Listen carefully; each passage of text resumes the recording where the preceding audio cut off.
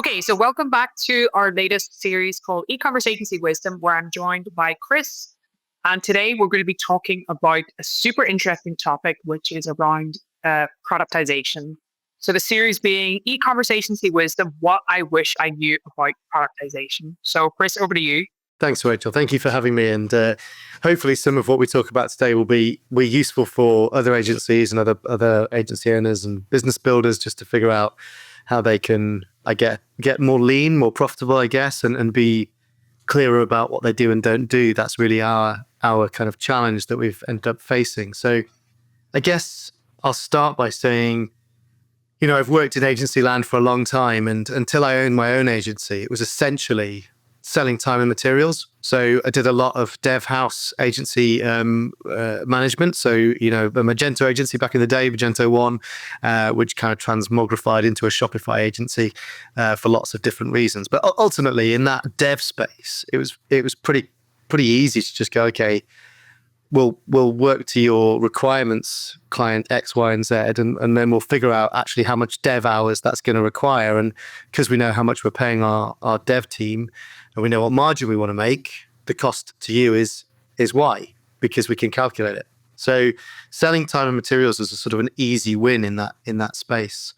When I set up Heur with Chris Naroki, my co-founder, we did lots of different things. We did some dev, and we did advisory only kind of growth marketing. So figuring out what people should do and how they should prioritize their efforts to grow e-commerce and marketing in sprints. And actually, when you're doing something like that, time and materials is quite hard to rationalize. It's like, okay, we want to earn this, therefore we should be charging this. But actually, what do we do within that construct? And how do we account for going over or under any particular time? What you don't want to, what we found we were doing was almost getting to the point where we were trying to find work or try to find things to proactively figure out and analyze in order to make up the hours. If we said, oh, we're doing 20 hours for you this week or whatever. And actually, that's not very conducive to scale, and it's not very conducive to profit, as it turns out. So I think one of the things that we did was really look at the type of services that we want to deliver. And if I skip forwards a number of years, because this is where we are now, right? We're 6 years in, and we've got a really, really focused service. To get to that point where we go, we know exactly what we're delivering as part of this scope, and we build a repeatable scope that can go into contracts, and it can go into proposals, and it can go into intro decks, or we can create clarity for the whole team to understand actually what do we do, what do we deliver. Getting to that point and allowing us to understand the sort of parameters of what it takes to deliver that scope has led us to be able to deploy a fixed fee for that product. And it's a service, right? But actually, we're productizing the service specifically by saying, here's what we do, here's what we don't do. And we know then how we can generate a level of profitability off that we want to achieve. And, our profitability goal is in the range of 20 to 30% EBITDA, which is pretty good, pretty kind of robust for an agency model. And only by doing that fixed scope, fixed fee, productized approach where we're not selling time and materials, only by doing that have we been able to get to the point where we can kind of develop an economy of scale off the back of that. So one team or one squad can do so many clients, and we know exactly what that means in terms of clarity of service and clarity of pricing.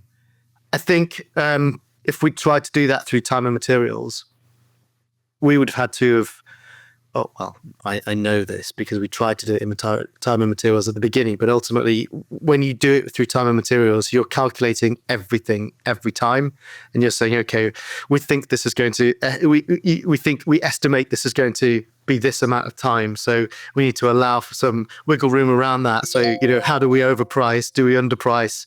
It's really, really challenging, and you end up not being able to kind of get a consistent market rate for yourself. You end up not being able to develop an agency with a sort of a proprietary service, if you like, or a proprietary narrative. And it's so interwoven, we found, with with our positioning and with the way that we're trying to create our agency as a brand, not just as a service provider and as a partner. It's just so many benefits to this. I don't really know where to jump to next, but ultimately, with a client who's on a fixed rate with us because it's a productized service, their planning is really, really, really benefited because they know exactly what they're going to pay every month for the duration of the contract. Okay, cons, it's harder to upsell. So we're not constantly looking to upsell time. We're not constantly looking to try and generate more revenue from that client from the services that we already do. But actually, that's okay because we build that into the way that we pitch and the way that we try and service clients, in a partnership. So I think it's very beneficial for us as an agency from a profitability standpoint, from a clarity standpoint. Clients also from a clarity standpoint, they know exactly what they're getting, they know exactly what they're paying for. It's all tied back to clear scope, and very good for the clients in terms of their own budgeting and knowing really what they also need to kind of figure out their marketing effectiveness ratio is, or whatever. If they know how much they're paying for their agencies and a fixed fee, then all they've got to do is figure out the semi-variable spend, and then they know what their rolled up marketing and e-com costs are. I'll kind of pause there for a second, but I'm open to questions, but there is a couple of other things that I can go into if you want. Yeah, no, I would like to hear some of the other things you wanted to go into. One of the points that I was going to make is, that analogy of you have a plumber that comes around to the house because your toilet isn't working or the water isn't working or something like that. And 30 seconds or a minute later, they fixed it, and then they ask for £100 or €100. The call out fee. Yeah, and it's just like, yeah, well, I'm not paying you for the 30 seconds of the minute that it took me to fix that. I'm not charging for that. I'm actually charging for the 20 years of experience that I have that goes into knowing what button to press. And essentially that's what you're doing here, moving from that time and materials fixed model of like, these are the hours we do, where you're chasing hours all the time. Instead, what happens indirectly, and I know that this kind of goes from productization into time materials versus value-based pricing. Because ultimately what happens is when you get more mature as a business, the better you get, the less you earn. You're essentially penalizing your team of rock stars, or you're penalizing your years of expertise because you're just charging for the hours that went into that. And I know for most agencies, they get so pissed off when they see their clients have done an outstanding campaign and you only paid me for 2 hours worth of time, but you've made £500,000 off it. So I know that that's challenging. Very much so. And I guess with a fixed price, we sort of circumvent that a bit. But you mentioned value-based pricing, right? And that's 100% one of the other things that I was going to talk about, is because I think the reality is, as we've grown as an agency, our ideal client profile has changed.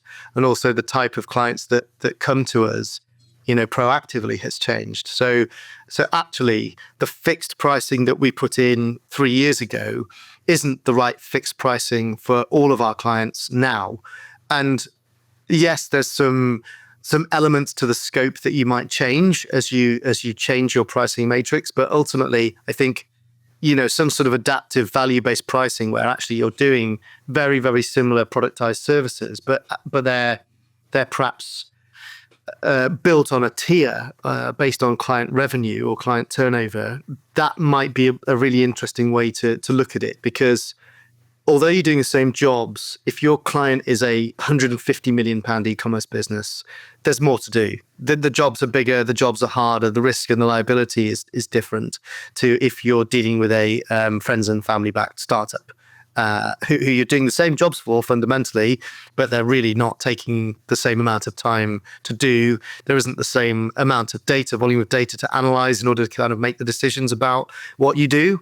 Because we are a blend of strategy, operations, and growth. So we're sort of unique in that aspect. But ultimately, we've got to understand the data behind the decisions. And part of that's baked into the productized service. But we've definitely hit that inflection point over the last year or so where adaptive value-based pricing is going to be critical to our future, protecting the team, protecting their livelihoods, understanding how the agency invests back in itself to grow, understanding how we price to attract bigger and perhaps more enterprise or more global clients.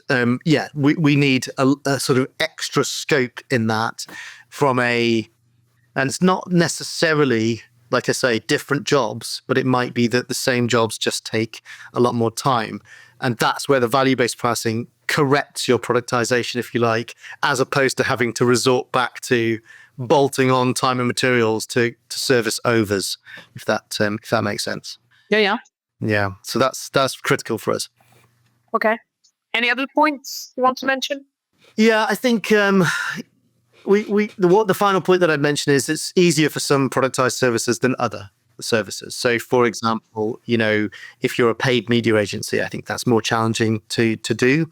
If you are delivering a strategy and consultancy product where it's maybe got an advisory component but no hands-on component, actually that's much more difficult to establish a fixed set of bullet points of things you do.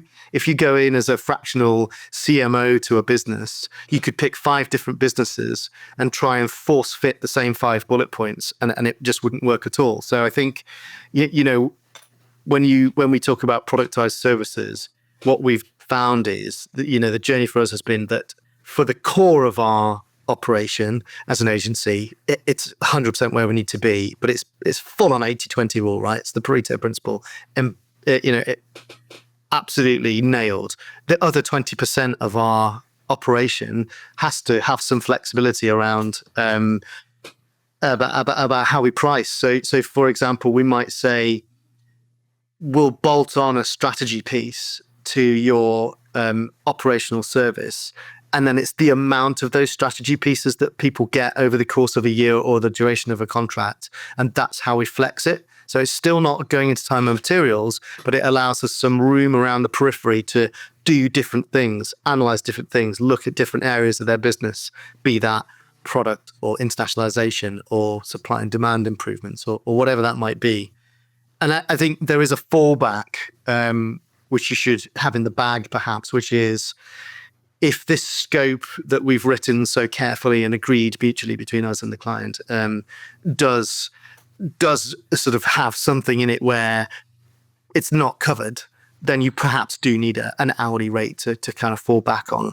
But then it becomes a little bit about agreeing with the client what the route is to get to there. Is it, okay, we have a buffer of 10 hours, or is it no extra work without mutual agreement, or there's lots of ways to kind of cut and slice that. But ultimately, I think, it's for us, the journey has been to get to 80% productized and fixed price with some adaptation to value, and then 20% flexibility with a very, very minority element being as a time and materials fallback.